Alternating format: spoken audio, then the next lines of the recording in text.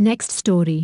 nytimes.com. Russia abandons 8 super soldiers, switches to North Koreans. Dokus Glingari. 3 to 4 minutes. In a shocking turn of events, Russia has scrapped its controversial ape super soldier program after battlefield tests revealed the genetically engineered primates were too aggressive and unstable for modern warfare. The announcement marks a humiliating end to an experimental initiative that was as ethically fraught as it was scientifically ambitious. The apes were unfortunately too aggressive and unstable in actual combat conditions, said a Russian commander, donning the cowl of anonymous coward to speak freely. They are liable to turn on their human commanders and tear them apart in fear when the ear-shattering explosions and carnage of combat overwhelm their training. The commander's grim assessment was echoed by leaked footage of the so-called Supersoldiers rampaging through Russian lines after a Ukrainian mortar strike sent them into a panicked frenzy. With the program deemed an unmitigated disaster, the Kremlin has opted for a simpler, if no less unorthodox, solution: a recruitment deal with North Korea.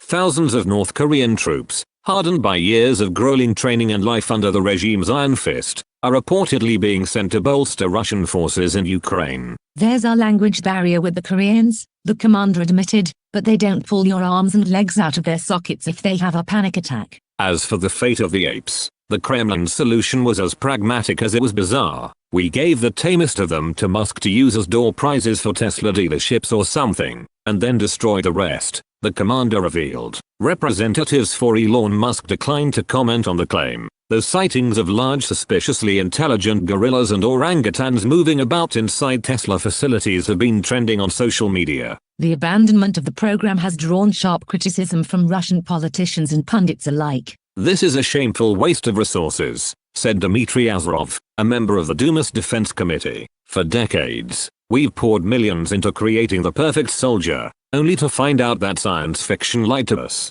It's embarrassing. Russian state television host Ivan Terkenko was even more scathing. We have gone from creating super apes to importing North Koreans. This is what Western sanctions have reduced us to, outsourcing patriotism. It's a disgrace. International reactions have ranged from relief to mockery. The United Nations issued a brief statement welcoming the end of the ape program but expressed concern over Russia's partnership with North Korea, citing potential escalation of the conflict, drawing more countries into a previously regional war. Meanwhile, late-night comedians wasted no time piling on. First it's apes, now it's North Koreans, quipped American host Trevor Hargrove. Russia's recruitment strategy is starting to look like the cast list for the weirdest Planet of the Apes reboot ever. Despite the ridicule, analysts warned that the North Korean troops could bring a new level of discipline to Russia's struggling war effort. This isn't the punchline people think it is, said Dr. Eva Sorensen, a defense analyst at the Stockholm International Peace Research Institute.